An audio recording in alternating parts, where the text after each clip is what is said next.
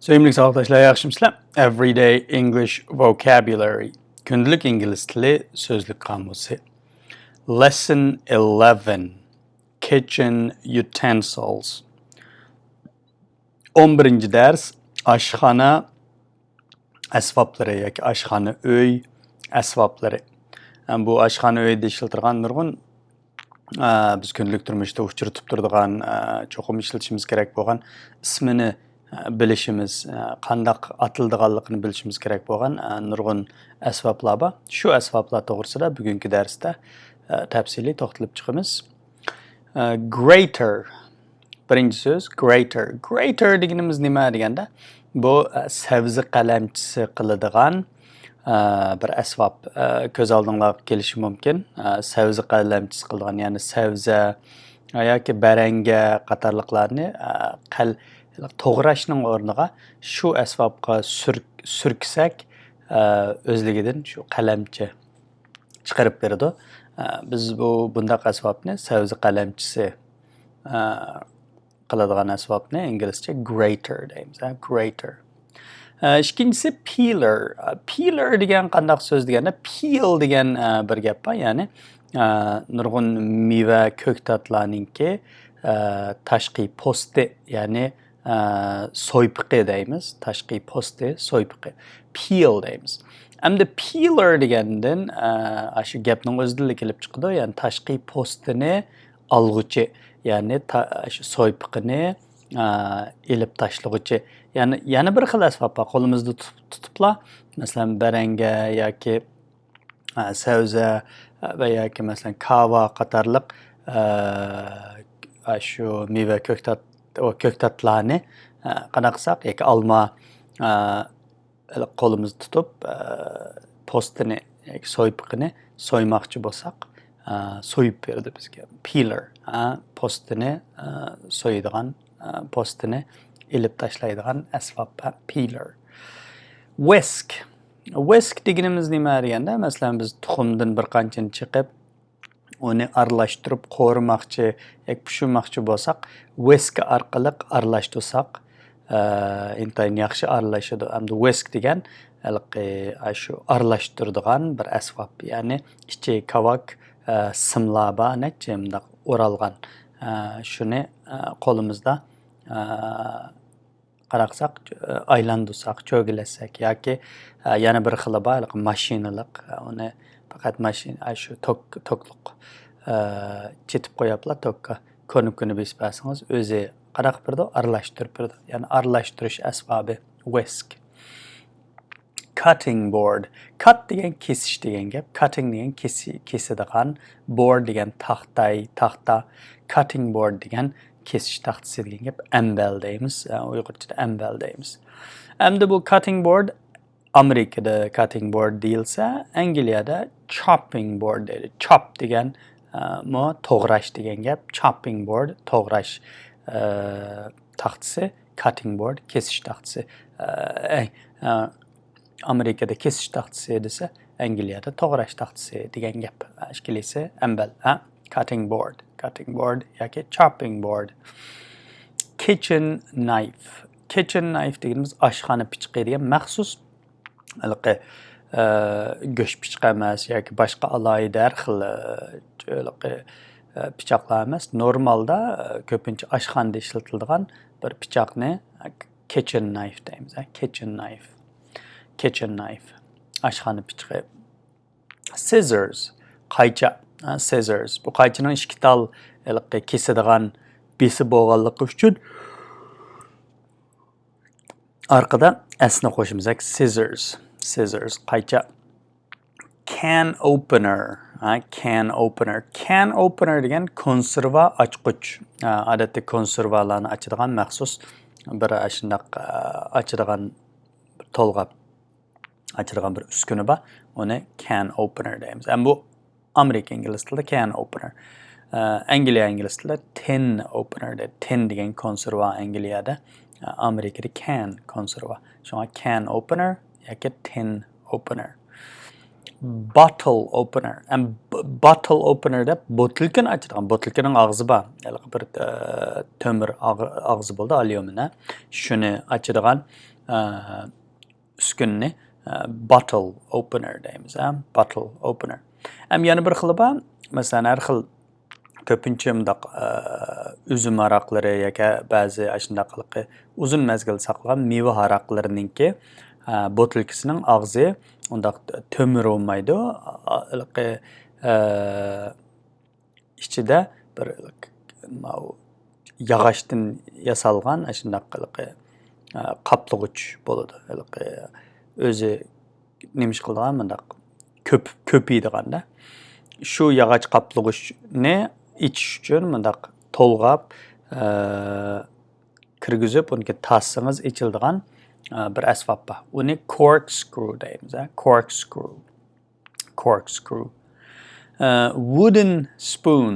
Wooden spoon degan yog'och qoshiq. Bu yog'och qoshiq ko'pincha vaqtlarda bizda Uyg'urlarning madaniyatida yog'och qoshiq biz xeli nurg'un hozirga qadar ba'zi oilalarda bo'ladi, alohida yog'och qoshiq ishlatadigan ahvol. Wooden spoon deymiz. Hamda g'arbda wooden spoon ko'pincha bunda cho'ngroq yog'och qoshiqlar bo'ldi. Bunda tomoq pishirganda ba'zi qaynatgan narsalarni aralashtiradigan yoki uni buni usiydigan ishlarga wooden spoon deb cho'ng yog'och qoshiq ishlatiladi. Spatula. Spatula deganimiz kapki deymiz. Bundaq tuz cho'mich emas bu, kapki. Kapki desam bilasizlar. Polo pishirgan vaqtda poloni qo'rimsini qo'rg'an vaqtda spatula ishlatishga to'g'ri keldi. Kapki ishlatishga to'g'ri keldi. Ladle deganimiz cho'mich. Ladle, cho'mich. Toaster degan qandaq narsa deganda bolkani qizitqich uskunasi, mashinasi toaster deganlik nashtida kishilar bolkalarni shuningga ichiga selib bisib qo'ysa konukisini birdamda bir qancha minutning ichida bolkani o'zi xohlagan temperaturada isitib, qizitib chiqarib beradigan uskunni biz toaster deymiz. Toaster. Microwave. Mikro do'lqinliq o'choq deydi. Microwave bu bir duxovka, mikro do'lqinliq duxovka. Microwave odatda ko'pincha yemak-ichmaklarni, sovuq yemak-ichmaklarni isitish uchun ishlatiladigan oshxonadagi bir uskuna. Microwave, mikro do'lqinliq duxovka.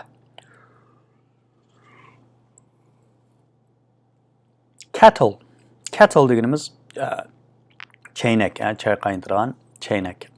Dinnerware deganimiz saboqdoshlar, dinnerware bu shu butkul tomoq qochquchilari deymiz. Odatda g'arbdagi dinnerware qanday deganda bir cho'ng taxsa, kichik taxsa, stakan degandaklarni o'z ichiga oldi.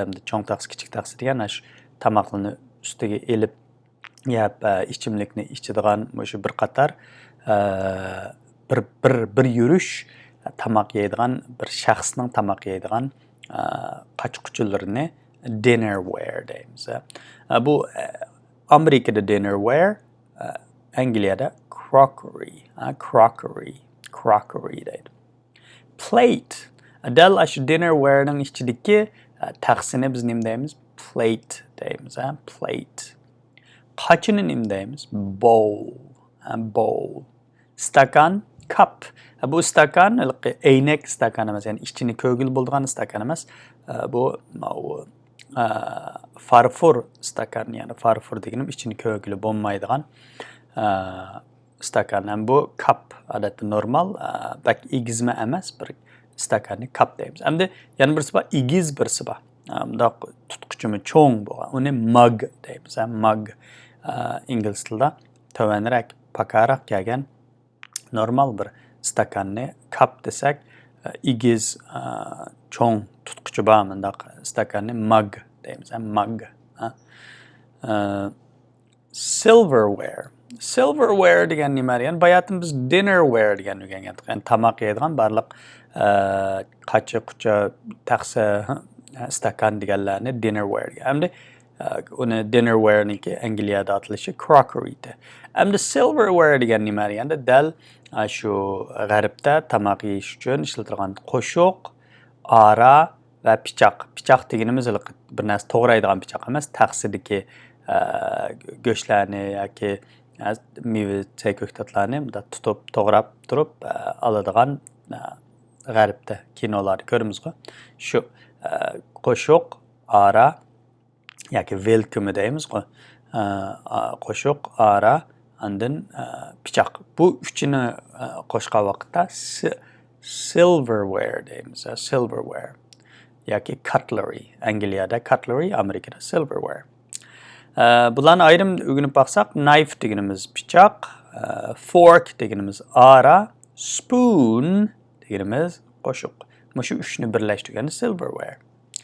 Chopsticks, choka. Chunki choka ikki tal bo'lganligi uchun chopstick demay chopsticks deymiz. Chunki keyiniga ikki tallikni, ko'plikni bildirish uchun chopsticks. Choka. Saucepan. Saucepan deganimiz egizrak kelgan biz kastrunka deb qo'yamiz. Saucepan. Kastrunka demdik, kastrunka. Saucepan. Hamda frying pan, sapliq, frying pan, sapliq. Saucepan, kastrunka. Frying pan, sapliq. Wok. Wok deganimiz ama frying pan degan sapliq ko'pincha osti tuz bo'lgan sapliq qozonni ko'rsatadi. Hamda wok deganimiz dal ostimda yumaloqroq kelgan biz ko'pincha qo'rimalarni qo'riydigan yoki pololarni poloning qo'rimasini qo'rib, poloni pishiradigan andaq qozonni wok deymiz. Wok. Hamda colander. Colander deganimiz nima deganda? Colander bu bir süzgüç das deymiz buni. Bu qandaq süzgüç das deganda ko'pincha ba'zi tamoqlarni, ba'zi narsalarni pishirib bo'lib, suyini chiqarib o'tish uchun ishlatilgan bir xil das, ya'ni nurg'un to'shikchilari bor. Yana birisi buni ba'zilar balkim sayko'ktatlarni yuvish uchun ishlatadi qanday deganda, chunki sayko'ktatni yuvayotgan vaqtingizda suv ichib ketsin desangiz, to'shikchi dasni ishlasangiz bo'ldi. Colander deymiz. Yana birisi blender. Blender degan nima deganda aralashtirg'ich degan gap. Bu aralashtirg'ich har xil mevalarni yoki ko'ktatlarni selib yoki har qanday narsani selib tig'lari bor ichida bir muncha qanday o'tkir tig'lari bor. Tok ichitib ko'nikib har xil darajada bossangiz shu narsalarni qanday qildi ezib aralashtirib beradi. Blender deymiz. Blender. Blender. Hamda rolling pin. Roll deganimiz aylanadigan, cho'g'laydigan degan gap. Pin degan bir yog'och, yumaloq yog'ochni ko'rsatadi. Rolling pinga aylanadigan yumaloq yog'och. Biz nima deymiz uni deganda no'g'ich deb qo'yamiz Uyg'urchada. Har xil masalan cho'chora, banshir, manta degandek har xil shundaq yoki qozonnini degandeklarning xemirini qanaqanda ochmoqchi bo'lsangiz, shu rolling pin ishlatasiz. Rolling pin nima? Bayatın dedim Uyg'urchisini no'g'ich, no'g'ich. Kichiklari bor, uzunlari bor, ba'zida cho'ng degandek nallarni ichish uchunmi nallarning zo'lisini deydi, xemirini. Qanaqa qilasiz? Rolling pin ishlatasiz, ya'ni no'g'ich ishlatasiz. Mortar and pestle. Mortar bilan pestle. Bizda avanchi deydigan bir narsa bor. Avanchi degan nima deganda, masalan, nurg'un dori darmonlar bo'ldi, dori darmak deymiz. Dori darmak, dori darmak, dori darmon deb. Dori darmaklar bo'ldi. Hamda bu dori darmaklarni biz ba'zida uni qanaqa qilamiz? Ezib ishlatishimiz to'g'ri keldi. intayin uzoq holatga kelishga. Shunga biz nimani ishlatamiz yana mortar and pestle and mortar yoki mortar and pestle buni ishlatish to'g'ri. Havanchi ishlatish to'g'ri. Mortar deganimiz shu azmakchi bo'lgan narsani ichiga soladigan bir ko'pincha vaqtlarda toshdan yasaydi yoki ba'zi yog'ochdan yasaganlari bor yoki kuchli po'latdanmi yasaydi. Ig'ir. Uningga solasiz, undan bir izadigan bir ig'ir tosh yoki to'mirlik izadigan bir asbobi bor. Bu ikkisini qo'shganda biz havanchi deymiz. Havanchi Uyg'urchada, inglizchada mortar degani ichiga soladigan narsa, pestle degani izadigan narsa. Ikkisini qo'shganda pestle and mortar, ya'ni havancha. Sieve.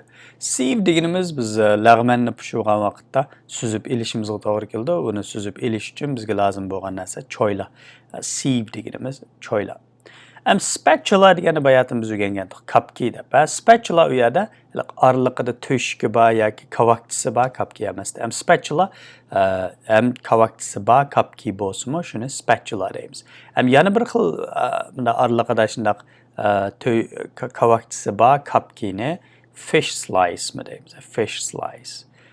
Fish degan bu beliq, slice degan partisi, beliq partisi deb ism qo'yib qo'yganda bu fish slice Angliya ingliz tili. Spatula yana Amerika ingliz tili. Kapki to'shki bo'lsa-mu, oraliqlarda polov pishiradigan kapkining to'shklari bor. Shunday bo'lsa-mu spatula, to'shki bo'lmasa-mu yana o'xshash spatula. Sevgili savoqdoshlar, shunday qilib biz lesson 11 kitchen utensils, ya'ni 11-dars oshxona uydagi asboblarni mana bu shaklda o'rgandik. Kelar qitimliq darsgachilik omon bo'linglar. See you next time and goodbye. Kelar qitim ko'rishaylik. Xayr qo'sh.